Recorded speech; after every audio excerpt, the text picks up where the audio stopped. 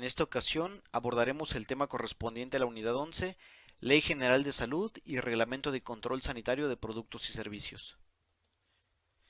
Como objetivo general, se espera que ustedes puedan comprender la importancia de la regulación sanitaria y que además puedan identificar el ámbito de acción y los requisitos sanitarios necesarios en la fabricación de productos y en la prestación de servicios relacionados con la medicina veterinaria. Vamos a revisar las finalidades del derecho a la protección de la salud, los componentes y objetivos del Sistema Nacional de Salud, las normas regulatorias, algunas enfermedades de interés, los tipos de autorización y finalmente revisaremos el Reglamento de Control Sanitario de Productos y Servicios, en donde veremos cómo se realiza la regulación, control y fomento sanitario de la leche, del huevo, de la carne, de los productos de la pesca y de los biotecnológicos. Vamos a comenzar hablando acerca del fundamento legal de esta ley. Esta ley se basa en el artículo cuarto constitucional que menciona que la mujer y el hombre son iguales ante la ley, que toda persona tiene derecho a la alimentación nutritiva suficiente y de calidad, y además que toda persona tiene derecho a la protección de la salud. Esto es importante mencionarlo ya que, contrario a lo que se menciona comúnmente, la Constitución política no garantiza el derecho a la salud, sino más bien el derecho a la protección de esta salud. Esta Ley General de Salud fue publicada en el Diario Oficial de la Federación el 7 de febrero de 1984 y desde entonces ha sufrido diversas modificaciones, las últimas en el Diario Oficial de la Federación el 24 de enero de 2020. Esta ley tiene 18 títulos en los que se abordan diferentes temas. Sin embargo, en esta presentación no vamos a abordar todos estos títulos, vamos a revisar algunos que son de interés para la asignatura y sobre todo para el médico veterinario zootecnista. Vamos a comenzar entonces abordando el título primero y las disposiciones generales. Cabe mencionar que lo importante de esta presentación no es que memoricen como tal el número de los artículos y qué es lo que dice literalmente cada uno de ellos, sino que más bien ustedes puedan tener un panorama general de lo que esta ley representa y cómo nosotros como médicos veterinarios podemos aplicarlo en nuestro ejercicio diario. Entonces vamos a ver qué nos dice este artículo primero. La presente ley reglamenta el derecho a la protección de la salud. Esto ya lo habíamos mencionado anteriormente en el fundamento de esta ley, el artículo cuarto constitucional, y también establece las bases y modalidades para el acceso a los servicios de salud. Otra cosa muy importante que menciona este artículo primero es la definición de salud, que es el completo bienestar físico, mental y social que tiene una persona y no únicamente la ausencia de enfermedades. Esta definición fue propuesta por la Organización Mundial de la Salud en 1948 y aunque no ha sufrido ninguna modificación desde entonces, es importante que tengamos presente esta definición ya que es un término que se estará abordando a lo largo de esta presentación. ¿Qué finalidades tiene este derecho a la protección de la salud? En primer lugar, el bienestar físico y mental de la persona, tal como lo menciona la definición, la prolongación y mejoramiento de la calidad de la vida humana, la protección y el acrecentamiento de los valores que contribuyen al desarrollo social, el desarrollo de la enseñanza y la investigación científica en el ámbito de la salud y la promoción de la salud. Este término es muy importante, lo abordaremos más adelante, pero es una de las finalidades que tiene este derecho a la protección de la salud y como tal consiste en proporcionar a las personas los medios necesarios para que estos puedan mejorar su salud. Vamos a ver en las siguientes diapositivas cómo es que esto se puede lograr. Entonces, ¿qué es materia de salubridad general? Aquí tenemos algunas de estas materias de salubridad general que menciona la ley. En primer lugar se encuentra la organización, coordinación y vigilancia del ejercicio de las actividades profesionales, técnicas y auxiliares de la salud, incluyéndonos a nosotros como médicos veterinarios, la atención médica, la educación para la salud, la prevención y el control de los efectos nocivos de los factores ambientales en la salud, la sanidad internacional, la prevención y el control de enfermedades transmisibles y no transmisibles, el programa contra el tabaquismo, el control sanitario de la publicidad, de las actividades, productos y servicios, y el control sanitario de productos y servicios y de su importación y exportación. Vamos a revisar quiénes son las autoridades sanitarias, qué es lo que menciona el artículo cuarto de la Ley General de Salud. Como autoridades sanitarias tenemos al presidente de la República, al Consejo de Salubridad General, a la Secretaría de Salud y a las entidades federativas. Y su misión es establecer las políticas de Estado para que la población ejerza su derecho a la protección de la salud, como ya lo hemos venido mencionando. Entonces, tanto el presidente como el Consejo de Salubridad General, la Secretaría de Salud y las entidades federativas tienen esta facultad para poder tomar decisiones importantes en materia de salud. Vamos a ver en las siguientes diapositivas también cómo es que estas autoridades pueden ir ejerciendo esta facultad que tienen para emitir normatividad con respecto a la salud.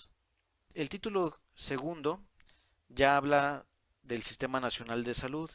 ¿Y qué es el Sistema Nacional de Salud? El Sistema Nacional de Salud está constituido por dependencias de la administración pública, tanto federal y local, pueden ser de sector social y privado, también pueden ser los mecanismos, las coordinaciones de las acciones, la infraestructura, todos los recursos humanos, materiales, financieros, todo esto compone al Sistema Nacional de Salud y en conjunto tiene por objeto dar cumplimiento al derecho a la protección de la salud. Si se dan cuenta, este es un término que se ha venido mencionando a lo largo de esta presentación y pues es el objetivo de esta ley. Es por eso que todo en conjunto tiene que dar el cumplimiento a esta protección. Vamos a ver rápidamente, nada más un panorama general de cómo está compuesto el Sistema Nacional de Salud. Tenemos un sector público y un sector privado. En el sector público tenemos a las personas que tienen seguridad social y a las personas que no tienen seguridad social. Y de este lado tenemos el sector privado.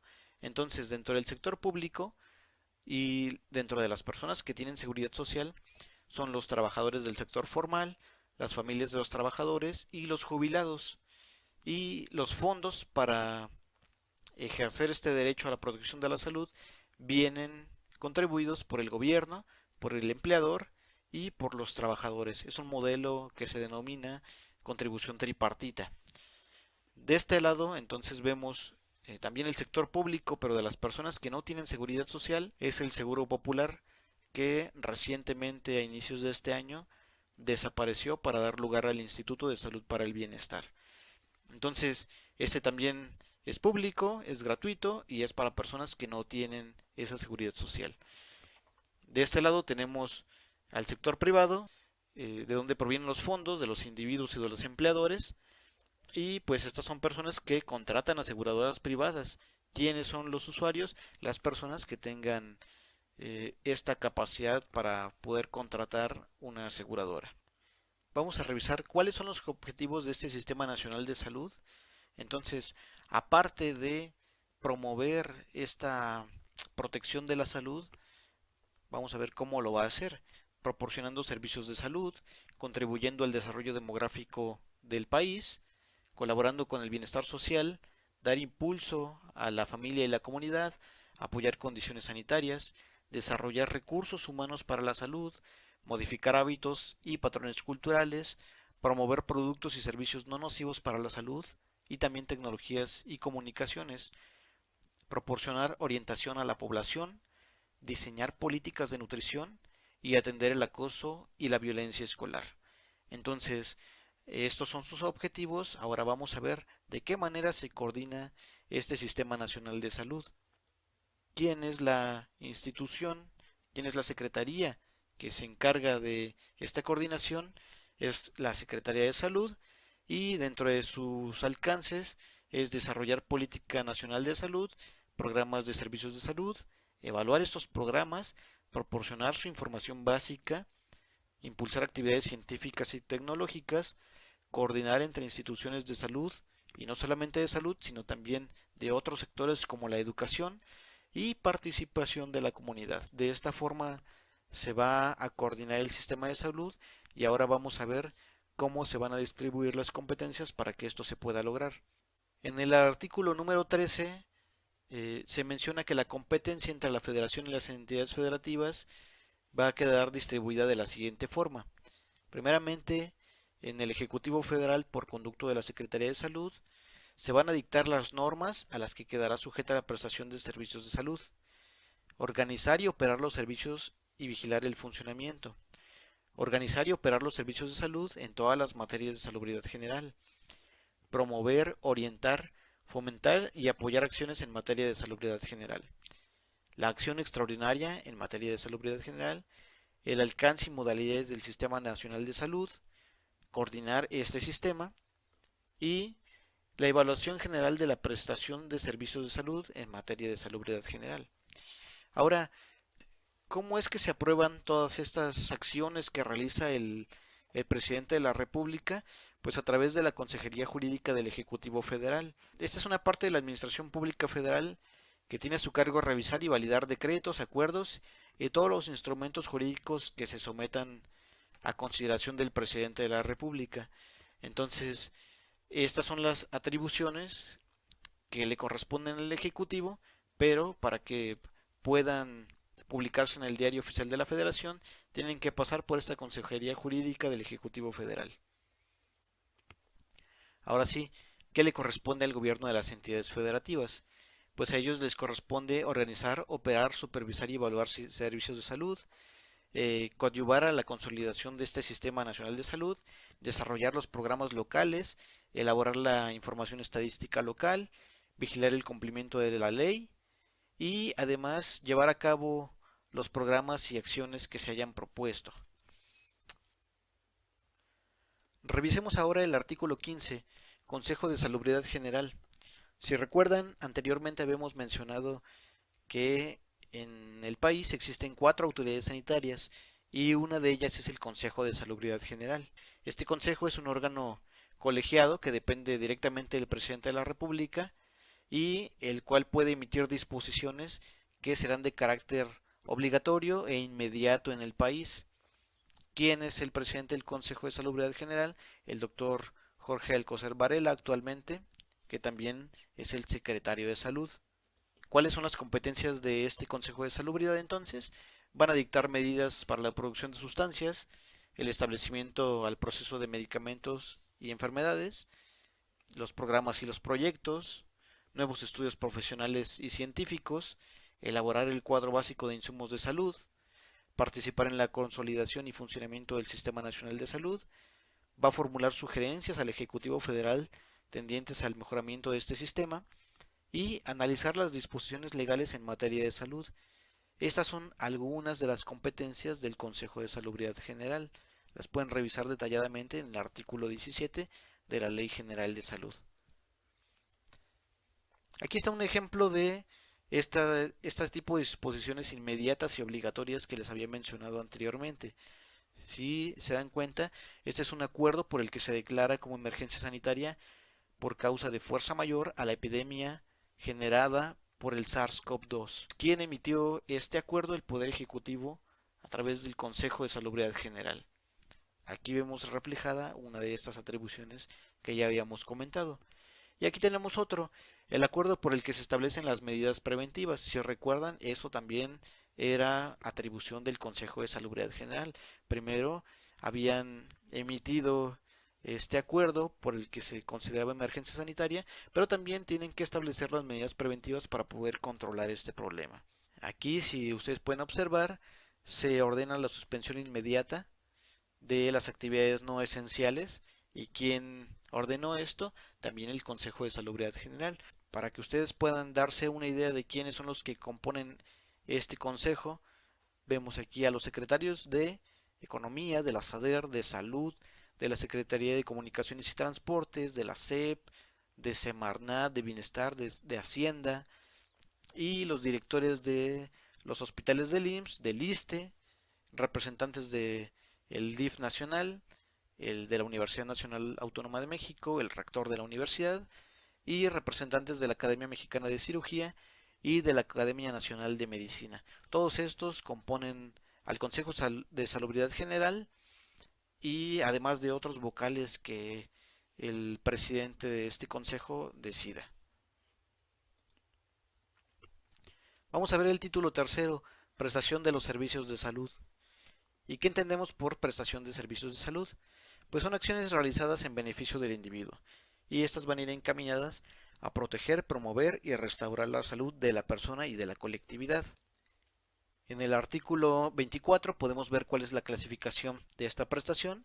Entonces tenemos que son de atención médica, como los hospitales, el ISSSTE y el IMSS, de salud pública, por ejemplo, medidas de vigilancia epidemiológica o de investigación, y además las de asistencia social, como los programas sociales. Aquí tenemos un ejemplo, la pensión para el bienestar de los adultos mayores. Y todos estos, esta prestación de servicios de salud tiene que ir encaminada a una universalización del acceso a los servicios de salud integrales. Es importante que tomemos en cuenta que este artículo 26 habla acerca de universalización de acceso. No es lo mismo tener acceso que tener disponibilidad de un servicio. Un servicio de salud puede estar disponible pero no ser accesible para las personas. Entonces, esto es lo que se pretende con la prestación de los servicios de salud.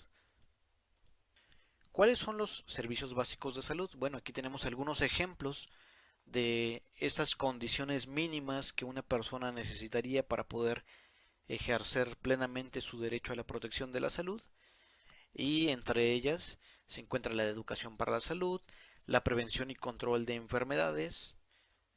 Recordemos que las enfermedades, muchas de las enfermedades son compartidas entre animales y humanos, entonces a estas les denominamos zoonosis, y pues estas enfermedades son competencia de los médicos veterinarios o tecnistas también.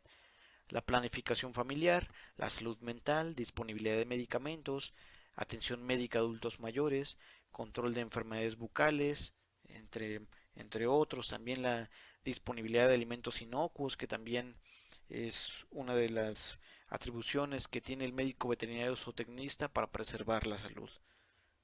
Vamos a revisar ahora quiénes son los profesionales que pueden prescribir medicamentos.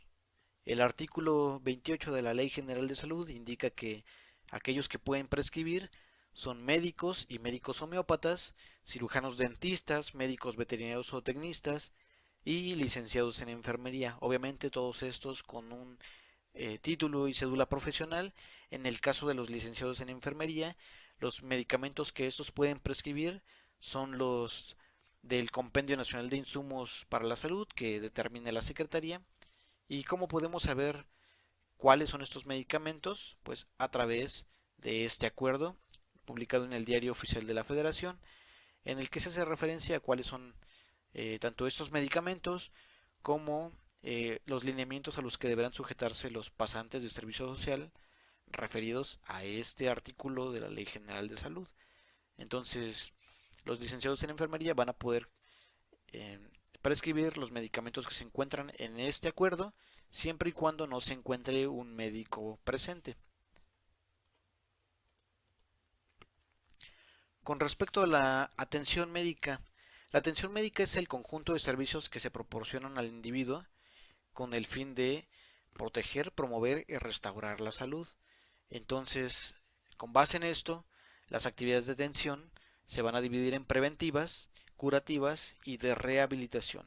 Preventivas antes de que aparezca la enfermedad, curativas cuando ya ha aparecido la enfermedad y no queremos que cause más daño, y de rehabilitación una vez que el individuo se ha recuperado de esta enfermedad. ¿Quiénes son los prestadores de los servicios? Ya lo habíamos mencionado en el esquema de cómo estaba compuesto el Sistema Nacional de Salud, pero bueno, aquí está de nuevo. Se divide en servicios públicos, servicios para derechohabientes y servicios sociales y privados. Veamos qué dice la Ley General de Salud con respecto a los recursos humanos para los servicios de salud. ¿Quiénes son estos recursos humanos? Pues todos los profesionales, los técnicos, los auxiliares en materia de salud. Y aquí se menciona que el ejercicio de estas profesiones va a estar sujeto a la ley reglamentaria del artículo quinto constitucional relativo al ejercicio de las profesiones en la Ciudad de México. Entonces, este artículo quinto constitucional básicamente lo que dice es que ninguna persona se le puede impedir que se dedique a la profesión, industria, comercio o trabajo que se le acomode, siempre y cuando sean legales. Entonces, eh, en esta ley se encuentran algunos de los requisitos mínimos. Obviamente, dentro de ellos se encuentra el hecho de contar con un título profesional y una cédula profesional, como también se menciona aquí en esta Ley General de Salud. Y esto se menciona en el artículo 79 para el ejercicio de estas actividades, es decir, para la prestación de servicios tanto de médicos, de odontólogos, de médicos veterinarios, se requiere que los títulos profesionales o certificados de especialización hayan sido expedidos legalmente por la Secretaría de Educación Pública.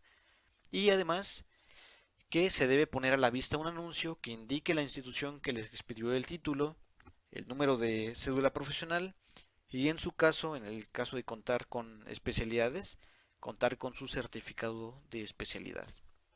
Con respecto al servicio social de pasantes y profesionales, ¿qué es lo que se menciona aquí? Eso también está reglamentado en la Ley General de Salud. Estamos hablando ahorita todavía del el título cuarto de los recursos humanos. Entonces, todos los pasantes de las profesiones para la salud y sus ramas deben prestar un servicio social. Y este servicio social se debe de llevar a cabo eh, prioritariamente en las unidades de primer nivel y en áreas de menor desarrollo social y económico. Es por eso que al finalizar los créditos de la carrera de la medicina veterinaria y zootecnia, ustedes tienen que realizar obligatoriamente ciertas horas de servicio social comunitario, es decir, participar en acciones de promoción a la salud, educación para la salud, en áreas principalmente rurales. Y con respecto a la formación, capacitación y actualización del personal, bueno, pues corresponde a la Secretaría de Salud promover estas actividades tendientes a la formación, la capacitación y la actualización. Y también corresponde a la Secretaría de Salud, coordinado con la Secretaría de Educación Pública, promover el establecimiento de un sistema de enseñanza continua para pues lograr estos objetivos de capacitación y actualización. Recordemos que los servicios, las áreas de la salud son áreas que se encuentran en constante evolución por los cambios en la investigación que suceden en este ámbito. Entonces, esa es la importancia de que la Secretaría de Salud, junto con la SEP, puedan promover este sistema de enseñanza continua. Ahora veamos el título quinto, Investigación para la Salud. En las instituciones de salud, bajo la responsabilidad de los directores, se tienen que constituir tres comités. Entonces, el primero es el Comité de Ética en Investigación, el Comité de Investigación y el Comité de Bioseguridad. Estos tres comités tienen que existir en todas las instituciones de salud y de hecho si ustedes exploran la página de la Facultad de Medicina Veterinaria y Zootecnia podrán encontrar quiénes son las personas que conforman estos comités dentro de la facultad. En el título sexto, Información para la Salud, vemos que la Secretaría de Salud y los gobiernos de los estados tienen la obligación de captar, producir y procesar información necesaria para poder contribuir a la programación del Sistema Nacional de Salud. ¿Y cómo lo van a hacer? Pues generando estadísticas de natalidad, de mortalidad, de discapacidad, de factores demográficos, económicos, de recursos físicos, humanos y financieros. Y si ustedes entran a la Dirección General de Información en Salud, van a poder encontrar todos estos datos acerca de los nacimientos, las defunciones, los servicios otorgados por las unidades de salud, cuáles son los recursos, el gasto en salud, las urgencias, las lesiones y muchísima más información que pudiera ser de interés. ¿Y cómo se coordina la generación de esta información? Bueno, pues la Secretaría de Salud tiene que coordinarse con la Secretaría de Hacienda y Crédito Público para poder incorporar toda esta información al Sistema Nacional Estadístico. En México, este sistema se llama Sistema Nacional de Información y Estadística y Geográfica y se encuentra coordinado por el INEGI. Pero ¿por qué la Secretaría de Hacienda y Crédito Público tiene facultad para intervenir en esta situación? Bueno, porque dentro del marco jurídico de esta Secretaría se encuentra la Ley Federal de Transparencia y Acceso a la Información Pública. Entonces, esta ley pues va a garantizar que toda la información generada se pueda poner a disposición del público. Título séptimo, promoción de la salud.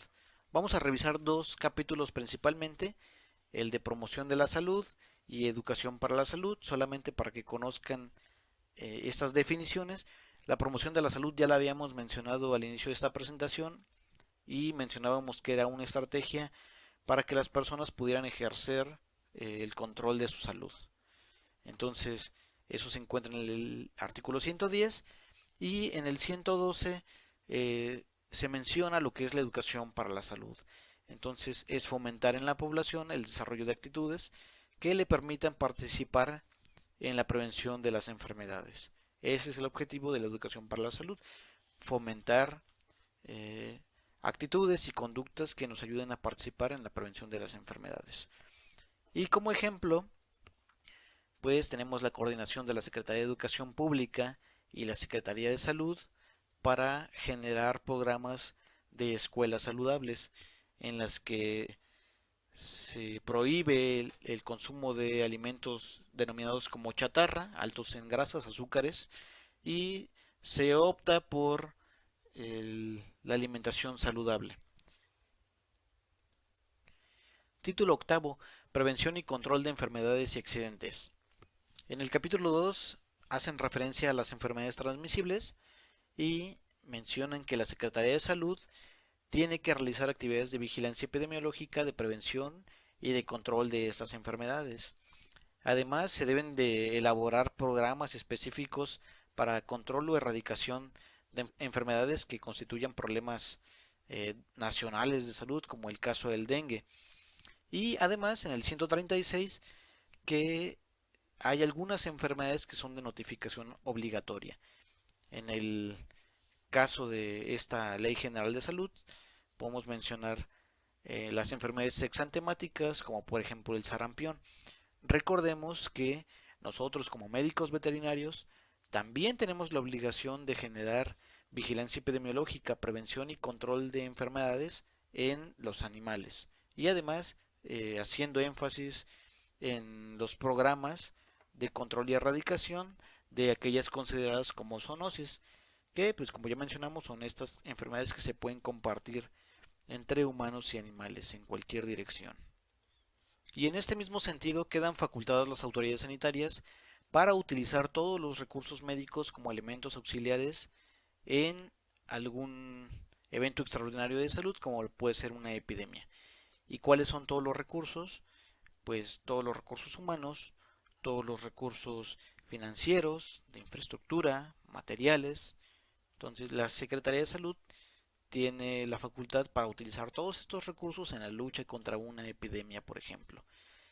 En el 152 se menciona que las autoridades sanitarias, ya mencionamos cuáles son también, pueden ordenar por causa de epidemia la clausura temporal de los locales o centros de reunión de cualquier índole.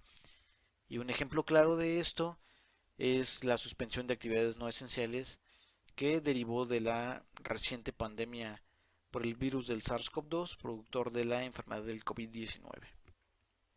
Y en este mismo título octavo, Prevención y Control de Enfermedades, se menciona que se considera peligroso para la salubridad el uso o aprovechamiento de animales de cualquier tipo, ya sean domésticos o silvestres, cuando sean fuente de infección, en el caso de la zoonosis, que sean hospederos intermediarios o que sean vehículo de enfermedades transmisibles a través de los productos. ¿Cuáles productos? En el caso de las especies de producción, pues la carne, la leche, el huevo y eh, ¿cuál es la importancia de esto? Pues, como ustedes saben, nosotros como médicos veterinarios o tecnistas tenemos una responsabilidad con la salud pública, a pesar de que trabajamos con animales, es importante recordar que todas las actividades que nosotros realizamos son encaminadas a preservar la salud del humano. Es por eso también que estas zoonosis son mencionadas en esta Ley General de Salud. En el título décimo, Acción extraordinaria en materia de salubridad general, se menciona que en caso de epidemias, la Secretaría de Salud deberá dictaminar inmediatamente las medidas indispensables para prevenir y combatir los daños a la salud generados por esta o por estas enfermedades.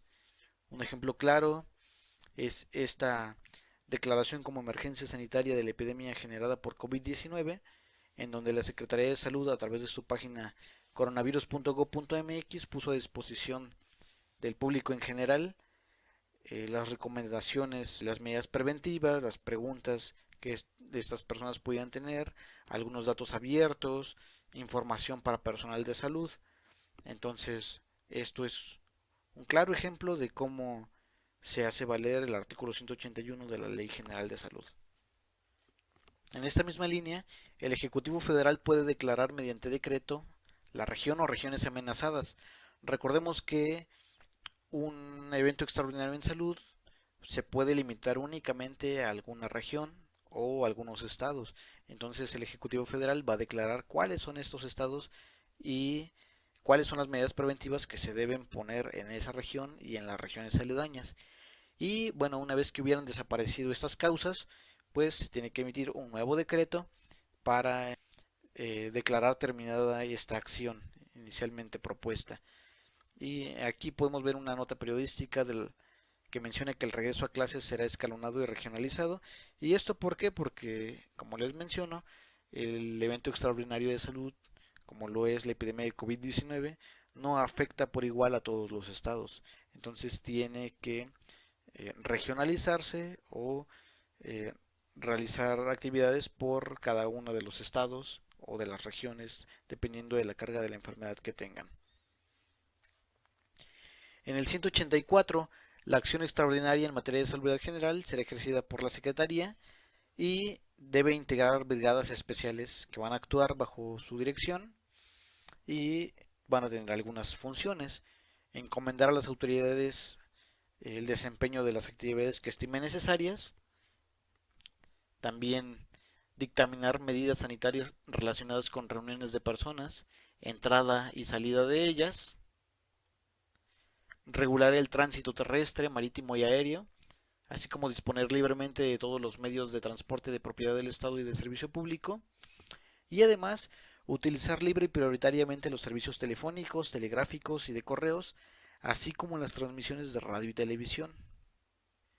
En el título 11 se abordan los programas contra las adicciones. En el primer artículo de este título se menciona a la Comisión Nacional contra las Adicciones, la cual es una comisión que va a promover y apoyar acciones de salud pública para disminuir los efectos provocados por las adicciones como el tabaquismo, el alcoholismo o la farmacodependencia. Cabe mencionar que a pesar de que en el capítulo 3 se menciona el programa contra el tabaquismo, este ya se encuentra actualmente en la Ley General para el Control del Tabaco. Entonces hay una ley específica para el control del tabaquismo.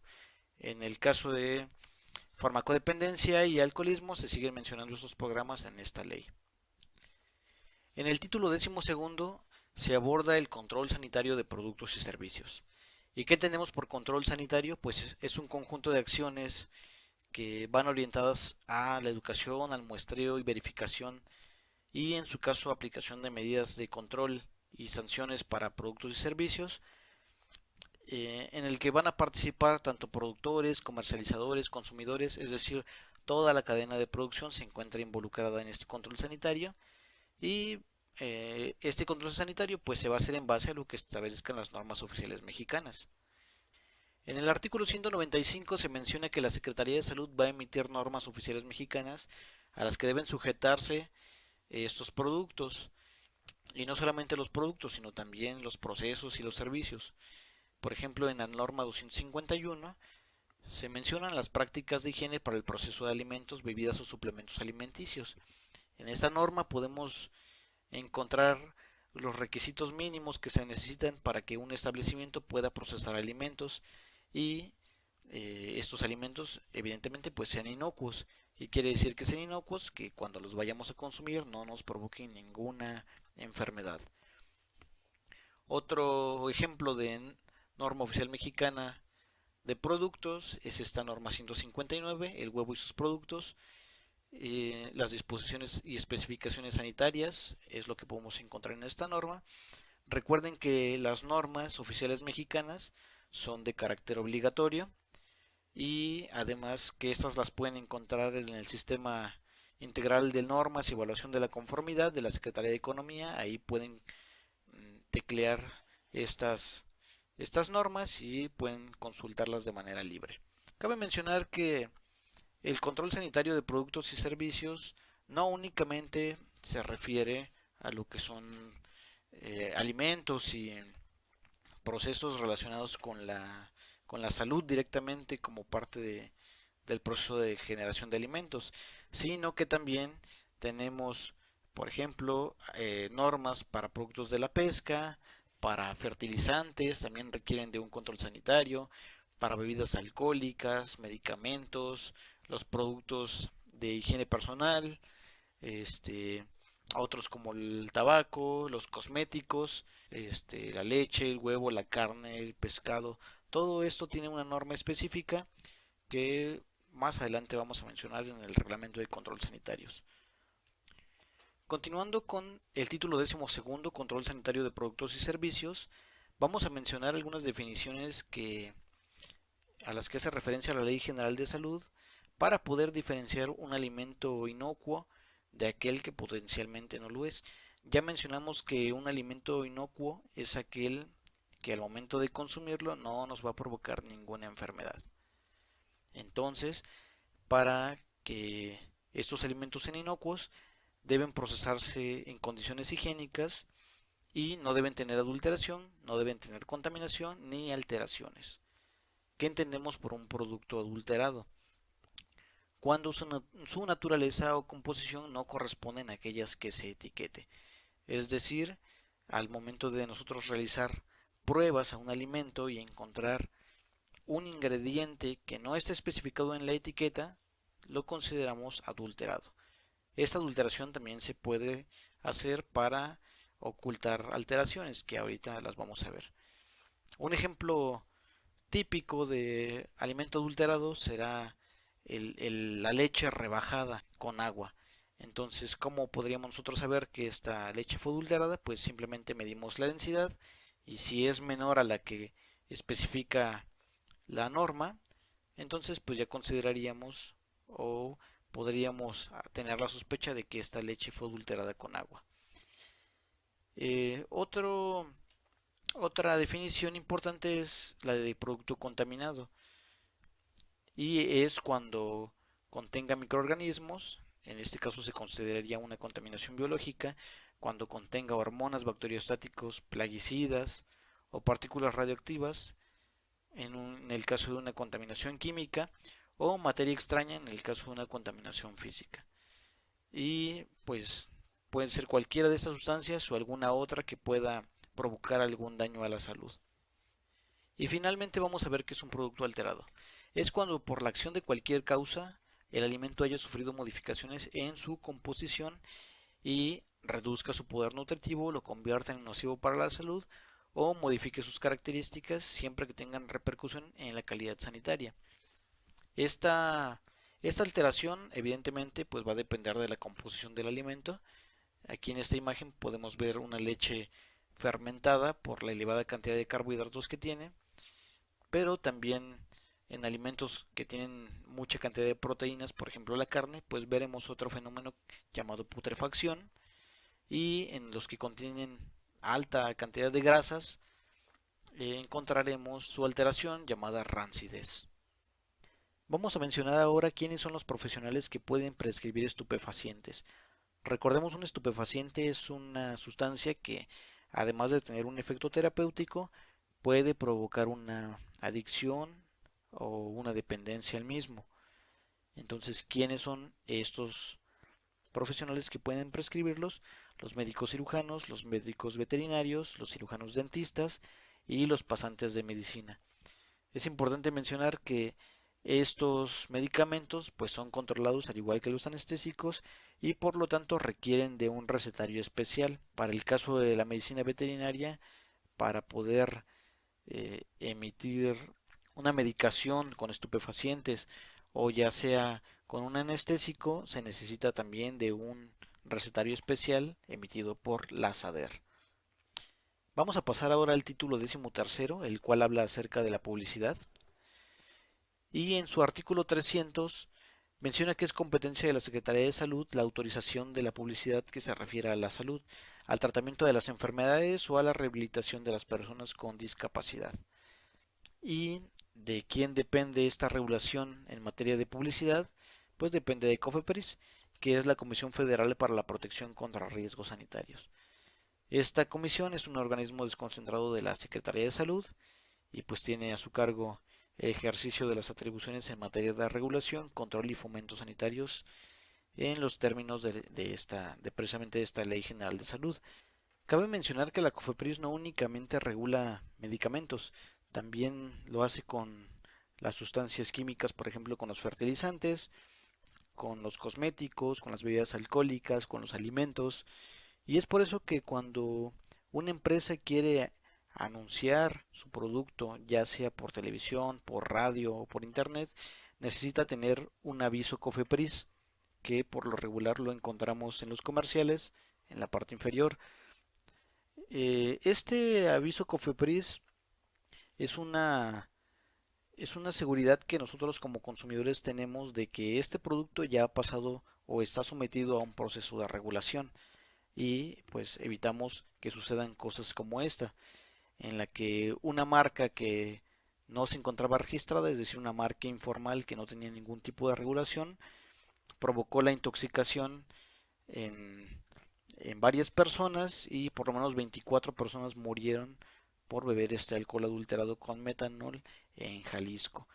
En en este caso tuvo que intervenir también la, la Comisión Federal para la Protección contra Riesgos Sanitarios del Estado de Jalisco para enviar una alerta a los sectores industriales también de las otras áreas que les mencioné, como los cosméticos y los alimentos.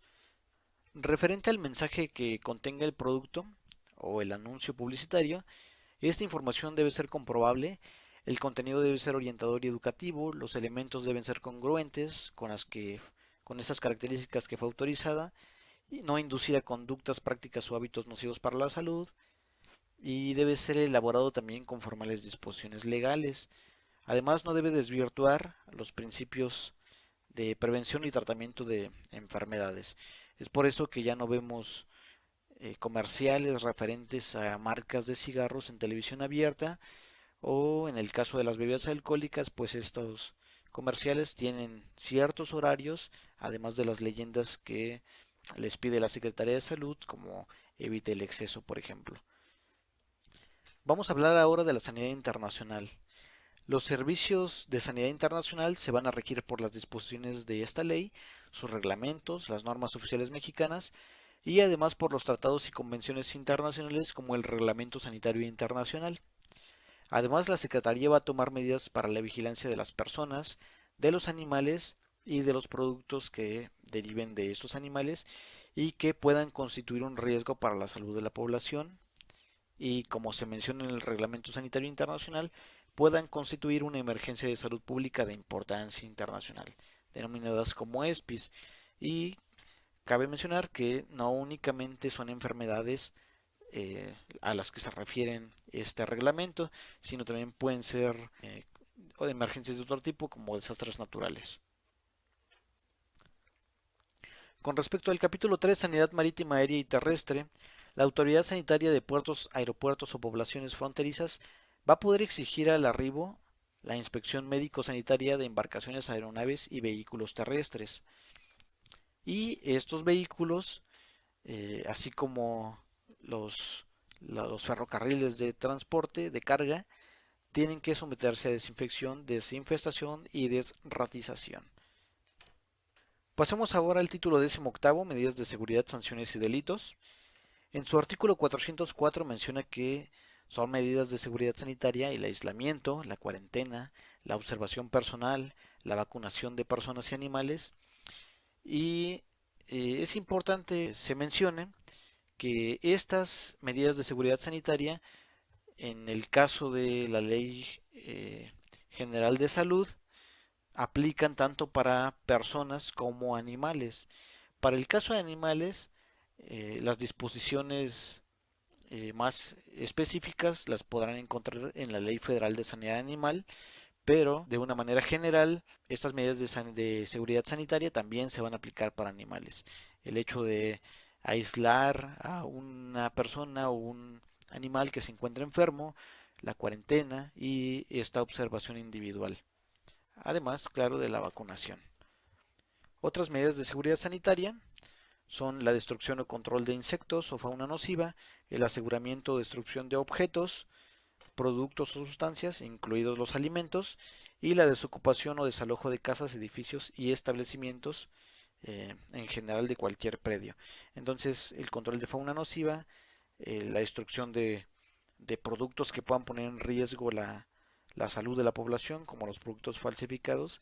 Evidentemente se podría producir una intoxicación por ese tipo de productos y en el caso de alimentos que se encuentran alterados, adulterados o contaminados, como ya lo vimos en artículos anteriores. Pasemos ahora a las sanciones administrativas. Las violaciones a los preceptos de esta ley serán sancionadas administrativamente. Recordemos que hay otro tipo de sanciones que son las sanciones penales, pero estas derivan de delitos. En este caso, estas sanciones van a ser administrativas para efectos de esta ley. Y en primer lugar tenemos la amonestación con apercibimiento, es únicamente una llamada de atención, la multa, la clausura temporal o definitiva, y esta puede ser parcial o puede ser total, es decir, solamente se puede clausurar un área de ese proceso o totalmente. Y finalmente el arresto hasta por 36 horas. Estas sanciones pues van a depender de los daños que se hayan producido o que potencialmente podrían producirse por violar los artículos de esta ley y pues van a depender mucho de la gravedad de la infracción, de las condiciones socioeconómicas del infractor, de la calidad de reincidente, es decir, si ya se le realizó un apercibimiento y vuelve a violar otro precepto de esta ley y también del beneficio obtenido por el infractor como resultado de esta violación de los artículos. Vamos a pasar ahora a hablar acerca del Reglamento de Control Sanitario de Productos y Servicios. Este reglamento es uno de los varios reglamentos que tiene esta Ley General de Salud, pero este en materia de control sanitario de actividades, establecimientos, productos y servicios. En este En este reglamento vemos en su título primero algunas disposiciones generales de regulación, control y fomento sanitario para productos como los que vemos a continuación. Hay muchos más productos, pero en este caso vamos a mencionar los que son de interés para la medicina veterinaria. La leche, sus productos y derivados, el huevo y sus productos, la carne y sus productos, los productos de la pesca y los biotecnológicos. Para efectos de este reglamento, vamos a revisar algunas definiciones. En primer lugar, la anomalía sanitaria, que es una irregularidad en relación con las especificaciones que establecen las normas o incluso este mismo reglamento. Y la otra es la condición sanitaria, que es una situación en la que se encuentra el establecimiento, producto o un servicio y que lo va a determinar la verificación sanitaria. Otro término importante es el lote, que es la cantidad de un producto elaborado en un mismo ciclo integrado por unidades homogéneas. Este número de lote ustedes lo pueden encontrar en cualquier producto, tiene que estar ya sea en la etiqueta o en el envase. Y el otro término es el tercero autorizado. ¿Y qué es un tercero autorizado? Es una persona autorizada por la Secretaría para emitir dictámenes con respecto al cumplimiento de requisitos de establecimientos, ya sea de establecimientos o de procesos. El artículo cuarto de este reglamento menciona que la Secretaría va a establecer y actualizar las normas, clasificación y disposiciones. Eso también lo menciona la Ley General de Salud, si recuerdan. Y que la Secretaría, en el marco del Sistema Nacional de Salud, va a llevar a cabo programas y campañas de control y fomento sanitario. Y va a invitar, evidentemente, a participar a las comunidades, a los productores, a los profesionales de la salud y a los prestadores de servicio. Es decir, a toda la cadena de producción. ¿Quién se va a encargar de todo esto? Pues la COFEPRIS. Ya mencionamos que la COFEPRIS es la Comisión Federal para la Protección contra Riesgos Sanitarios y además hay una comisión estatal para la protección contra riesgos sanitarios. Si recuerdan, hace un momento cuando mencionamos la adulteración del alcohol con metanol, mencionamos a la Comisión del Estado de Jalisco. Entonces, cada uno de los estados va a tener esta comisión estatal. Pasemos ahora al capítulo 2, que habla acerca del etiquetado. Y en este artículo se enlistan algunos de los requisitos que debe contener la etiqueta. Dentro de ellos, la denominación genérica, la declaración de ingredientes, la identificación y domicilio del fabricante, las instrucciones para su conservación, el o los componentes que pudieran representar un riesgo, el aporte nutrimental, la fecha de caducidad, la identificación del lote que ya habíamos comentado, la condición de procesamiento a que ha sido sometido el producto, las leyendas precautorias y también las de advertencia. Estos requisitos también los podemos encontrar en la norma 051 de la Secretaría de Economía referente al etiquetado. De hecho, esta norma fue recientemente modificada para añadir las leyendas que deben utilizar las bebidas azucaradas y algunos otros alimentos que puedan contener exceso de azúcares, exceso de grasas saturadas o de grasas trans, incluso de sodio. Veamos ahora lo referente a los establecimientos. Pues los establecimientos deben cumplir con ciertas condiciones sanitarias, algunos que son requisitos mínimos, el de depósito de desechos. Estos establecimientos deben contar con una zona destinada exclusivamente para el depósito temporal de desechos y estos depósitos deben estar identificados, alejados de las áreas de proceso. Además, los propietarios de los establecimientos deben aplicar los criterios de buenas prácticas de higiene en materia de prevención y control de la fauna nociva, es decir, deben tener programas para el control de roedores y de insectos. Los propietarios de los establecimientos donde se procesen alimentos deben cuidar la conservación, aseo y buen estado de los utensilios y estos deben ser adecuados a la actividad que se realice o los servicios que se presten. En el artículo 34 menciona los requisitos de la vestimenta que deben cumplir las personas que trabajen en las áreas de proceso y bueno, estas van a depender evidentemente del tipo de proceso o de establecimiento en el que se trabaje. No es lo mismo trabajar en un rastro, por ejemplo, o en una planta procesadora de embutidos. La vestimenta es totalmente diferente. Veamos ahora qué dice el reglamento de control sanitarios con respecto a la leche y sus derivados. En el artículo 40 se menciona cuáles son los productos y derivados. Dentro de los productos se encuentra la crema, los dulces de leche, la grasa butírica, los helados, la mantequilla, el queso y el yogur. Mientras que dentro de los derivados se encuentra la caseína de grado alimentario o caseinatos de grado alimentario, el requesón y los sueros. Es importante señalar que para efectos de este reglamento, la leche se va a definir como la secreción natural de las glándulas mamarias de las vacas sanas o de cualquier otra especie animal, excluido el calostro. Entonces, de acuerdo al reglamento y las disposiciones que se señalan aquí, no es correcto darle una denominación de leche a los productos vegetales, como la mal llamada leche de almendras. Y esta leche en su nombre genérico se va a atribuir, como lo indica la definición, a la secreción de la glándula mamaria de las vacas. Cuando se trate de leche de otra especie, se le tiene que añadir la especie de la que se trata, por ejemplo, leche de cabra o leche de oveja.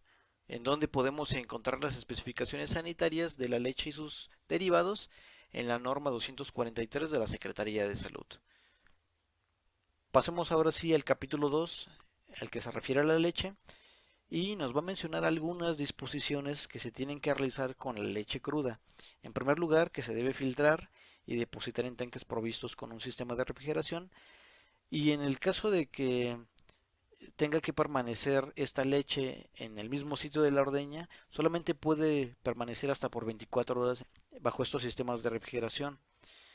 Cuando no se cuente con sistemas de refrigeración, esta leche pues se debe expender en un lapso no mayor de 6 horas después de la ordeña. En el artículo 43 nos menciona también algunas disposiciones que se realizan durante el proceso y pues no se va a poder realizar ninguna manipulación que modifique sus características sanitarias, no se le va a poder adicionar nada, no se le va a poder realizar ningún otro proceso mientras sea cruda. Tampoco se va a poder transportarla a los expendios que no hayan presentado un aviso de funcionamiento ante la Secretaría de Salud, y tampoco se va a poder expender fuera de los establos y establecimientos destinados para este fin. Es decir, no se puede vender leche cruda, o no se debería vender leche cruda al menudeo. En el artículo 46, en todos los casos en que la leche no provenga de vaca, se debe mencionar la especie o animal de procedencia. Esto ya lo habíamos mencionado anteriormente. ¿Y bajo qué normatividad se encuentran estas disposiciones? Pues bajo la norma mexicana 700 de Cofocalec, que habla acerca de las especificaciones físico-químicas, sanitarias y métodos de prueba para la leche de vaca. Eso es importante mencionar, es únicamente para leche de vaca, es una norma mexicana que, como ustedes recordarán, no es obligatoria, excepto para las unidades de producción que así lo hayan implementado. Es decir, no es obligatoria, pero una vez que la unidad de producción decidió implementarla, se vuelve obligatoria para esa unidad. Y hay otra norma oficial mexicana, esa sí es oficial, es decir, es obligatoria para leche pasteurizada, en general para productos pasteurizados, la cual es la 130 de la Secretaría de Salud. En el caso del ganado, eh, este reglamento también habla acerca de algunas características que debe tener los sitios de faenado, e incluso el mismo ganado no debe tener ninguna enfermedad que pueda transmitirse al hombre. En los lugares donde se haya realizado el faenado deben someterse a desinfección, y el personal que atiende a estos animales enfermos tiene que contar con un equipo de bioseguridad especial, lavar y desinfectar sus botas y contar con la vestimenta, como ya lo mencionamos anteriormente también en una parte de este mismo reglamento. Y además en el artículo 50 dice que no se puede mezclar leche producida por animales afectados de una enfermedad con la destinada al consumo humano. Es decir, esta leche de los animales que se encuentran enfermos se debe separar. Con respecto a la ordeña, cualquier animal que haya estado sujeto a tratamiento con medicamentos debe ordeñarse por separado. Esto muy relacionado con el artículo anterior. Tanto la leche de animales enfermos como los que hayan sido sometidos a tratamiento médico tienen que separarse esta leche. ¿Y esto por qué? Pues por esta situación de resistencia a los antibióticos. Estos medicamentos se pueden transmitir a las personas a través de la leche por un efecto de contaminación química por antibióticos. Y en el capítulo 5, que habla acerca de los establecimientos que procesan la leche, encontramos que estos establecimientos se deben encontrar fuera de las zonas urbanas e industriales, que deben de contar con áreas separadas, por lo menos para los animales que se encuentran enfermos, y que los registros de temperatura de estas plantas de pasteurización deben conservarse por lo menos 180 días como una evidencia del registro de la temperatura. Vamos a pasar ahora a hablar rápidamente del huevo y sus productos. Recuerden que la finalidad de esta presentación no es profundizar en cada uno de los artículos, ni en cada uno de los títulos, ni de la Ley General de Salud, ni del Reglamento de Control Sanitario. Únicamente la intención es que ustedes tengan una una referencia de dónde pueden encontrar esta información, y que sepan que todos los productos con los que nosotros trabajamos, el huevo, la carne, los productos de la pesca, se encuentran bajo una normatividad que debe ser seguida. Entonces, ahorita sí vamos a continuar ya con el huevo fresco, el huevo líquido, la yema líquida, todos estos son productos del huevo. No se comercializa únicamente el huevo, sino además tiene otro tipo de presentaciones y subproductos. Entonces, ¿qué es lo que nos impediría llevar a cabo el expendio de este huevo, es decir, sacarlo a la venta? Pues que esté alterado. Recordemos que la alteración era un cambio en las características intrínsecas de este alimento y pues por la composición del huevo, pues la alteración que sufre es la putrefacción. Que tenga la clara de color verdoso, que esté desprovisto de yema, que presente fracturas. Todas estas condiciones van a impedir que un huevo pueda salir a la venta para el público en general. Además, en el artículo 59 menciona que las explotaciones avícolas deben estar exentas de enfermedades infecciosas propias de la especie que afecten al hombre. Entonces, como ustedes pueden o como se han dado cuenta a lo largo de esta presentación, hay muchas situaciones en las que el médico veterinario puede incidir dentro de la salud humana. Y repito otra vez, todas las acciones que nosotros realizamos como médicos veterinarios van encaminados a favorecer y a preservar la salud del humano. Esta, este producto se encuentra normado bajo la norma oficial mexicana 159, el huevo y sus productos y sus especificaciones sanitarias. Si quieren profundizar en las especificaciones de estos productos, pueden revisar estas normas que voy a estar poniendo eh, a lo largo de esta sección. El título sexto habla de la carne y de sus productos, de los productos cárnicos en el capítulo 1 y hace una clasificación de estos productos cárnicos.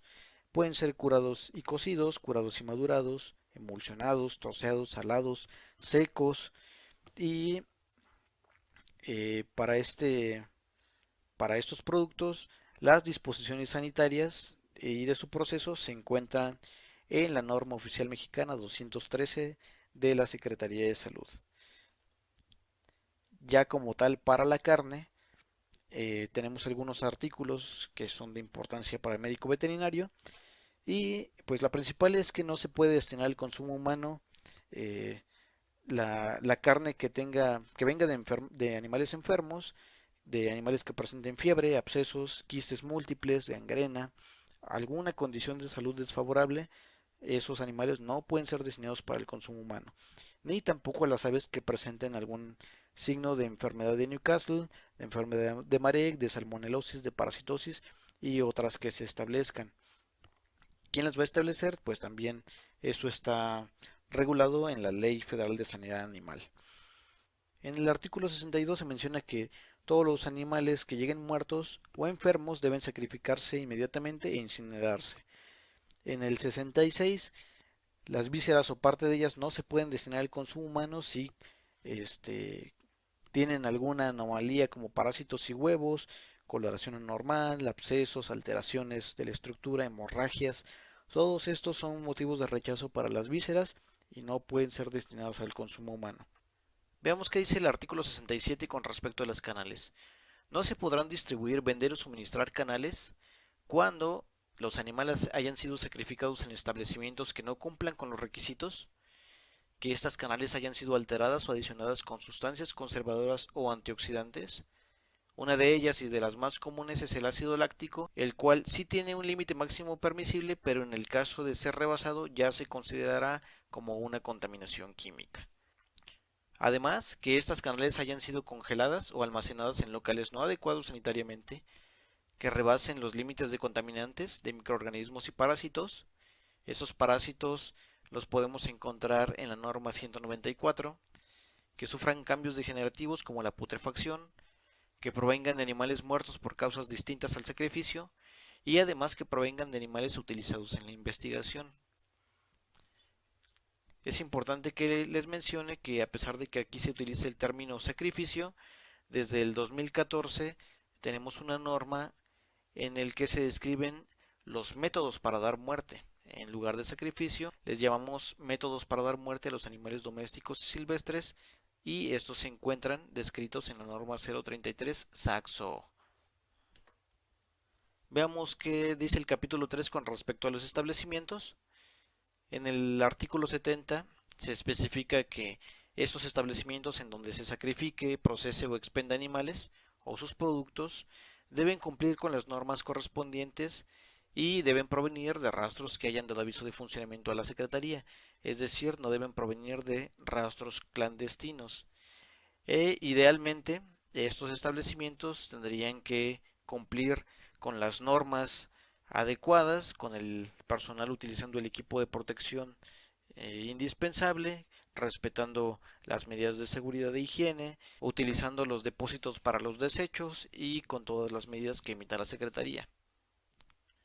En el caso de los rastros y mataderos se mencionan algunas disposiciones como que los animales aptos para consumo se deben sacrificar en condiciones sanitarias, eh, que sí se puede sacrificar una o más especies en las áreas, pero esas deben estar separadas y con un equipo propio para cada una de las especies. Debe haber una inspección ante y post-mortem para verificar eh, la salud de estos animales y que, como se mencionó anteriormente, que no vengan órganos con alguna condición que impida su comercialización. Además, el médico veterinario debe revisar que el local y equipo reúnan los requisitos que disponga la Secretaría de Salud, que las canales vísceras deben estar identificadas para determinar de qué corresponden a qué animal. Eh, el personal debe someterse a exámenes médicos y pruebas de laboratorio antes de su contratación y por lo menos cada año. Y evidentemente, pues alguien que tenga algún tipo de enfermedad que pueda contaminar estos alimentos, pues no puede trabajar en estos establecimientos. Si se dan cuenta, entonces el médico veterinario juega un papel muy importante en la inocuidad de estos alimentos y colabora directamente con la Secretaría de Salud a través de todas estas actividades que realizan en rastros y mataderos. Con respecto a la refrigeración, estos refrigeradores para la conservación deben mantenerse a una temperatura no mayor a 4 grados. ¿Dónde vamos a encontrar las disposiciones para el proceso sanitario de la carne? En la norma 009 SOO y en la norma 194 de la Secretaría de Salud. Vamos a pasar ahora al título séptimo, productos de la pesca y sus derivados. Y primero vamos a definir qué se considera un producto de la pesca. Pues va a ser aquella flora o fauna que provenga de agua dulce o salobre y que se obtenga por captura o cultivo. En el capítulo 2 vemos algunas disposiciones acerca de las zonas de producción, extracción y manipulación. En el 82, en el artículo 82, se menciona que se debe efectuar la evaluación de los estudios técnicos sanitarios para la clasificación del cuerpo de agua, en donde se pretenda cultivar moluscos bivalvos. Los moluscos bivalvos son estas conchas, estas almejas. En el artículo 83 que esta clasificación va a tener una vigencia también. Y en el 84 que en el caso de aparición de marea roja, estas áreas de producción se van a clasificar como prohibidas independientemente de que ya se hayan clasificado eh, de otra forma anteriormente. Y en el artículo 85 se considera como zonas de producción e extracción prohibidas aquellas en las cuales la calidad del agua rebasa los límites máximos de contaminantes y por lo tanto pues van a representar un riesgo para la salud del consumidor. La Secretaría va a determinar las condiciones y requisitos sanitarios que deben cumplir las embarcaciones de pesca y además en estos artículos se mencionan algunas disposiciones para la conservación de estos productos de la pesca. Eh, Específicamente habla de moluscos bivalvos como las almejas, los gasterópodos como los caracoles y algunos cefalópodos como los calamares o los pulpos. Menciona que deben conservarse a temperaturas de refrigeración o congelación. ¿Y esto por qué? Porque los productos de la pesca son alimentos que se pueden descomponer muy fácilmente con la elevación de la temperatura. Pasamos ahora al capítulo 3 acerca de la venta. Y lo que menciona este reglamento es que no se pueden vender o suministrar productos de la pesca que provengan de zonas insalubres o que ya se encuentren descompuestos y tengan un olor putrefacto. Entonces, lo que les comentaba hace un momento, estos productos de la pesca deben mantenerse ya sea en refrigeración o congelación para evitar su descomposición. ¿En dónde podemos encontrar las especificaciones sanitarias para cada uno de estos productos? En la norma 242 de la Secretaría de Salud. Ahí podemos ver las especificaciones sanitarias y los métodos de prueba para los productos de la pesca frescos, refrigerados, congelados y procesados. En el título décimo nos habla acerca de los productos biotecnológicos, los cuales pueden ser alimentos, ingredientes, aditivos que de forma directa o indirecta deriven en su proceso e intervengan otros organismos o parte de ellos y que hayan sufrido una manipulación genética. Eso los conocemos como organismos genéticamente modificados y pues también nos menciona el reglamento de control sanitario y tienen una normatividad. De hecho, hay una ley específica para el manejo de estos organismos genéticamente modificados. El reglamento únicamente lo que hace es mostrar disposiciones generales acerca de estos productos. Finalmente vamos a hablar acerca del título 27, sanciones. Y únicamente vamos a mencionar aquellas situaciones que meditarían una sanción. En primer lugar, sería una situación que dé lugar a algún peligro, entendiendo por peligro alguna situación que produzca amenaza a la vida, a la salud o al medio ambiente, alguna situación que permita o dé lugar a algún riesgo. Un riesgo es la probabilidad de que ocurra alguno de estos peligros, que se realice alguna acción u omisión sin las autorizaciones sanitarias señaladas y que la acción u omisión implique un riesgo sanitario. Como ustedes pueden ver, estos motivos de sanción pues concuerdan con el objetivo de la Ley General de Salud. Y pues yo finalizo con esta diapositiva. La idea es que ustedes tengan un panorama general acerca de la Ley General de Salud y de su reglamento con respecto a el control sanitario de los productos y los servicios, y que pues además tengan una noción de lo que representarán las próximas asignaturas de medicina preventiva y salud pública, entre ellas la inocuidad de los alimentos, estuvimos hablando un poquito de ello, la epidemiología, mencionamos algunos conceptos como la vigilancia epidemiológica y algunos otros de medicina preventiva y salud pública, como lo fue la promoción de la salud y la educación para la salud. Yo me despido, muchas gracias por su atención.